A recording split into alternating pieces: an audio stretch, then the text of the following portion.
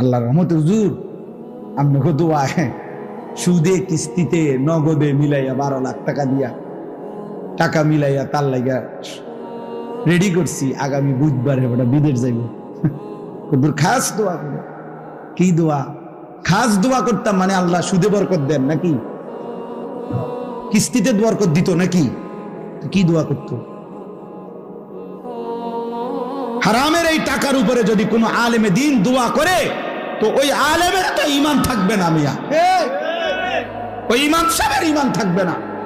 সুদের টাকায় দোয়া করলে আল্লাহ তার এই টাকায় বরকত দেন, না হতে পারে না। হারামের উপরে দোয়া করা যায় না,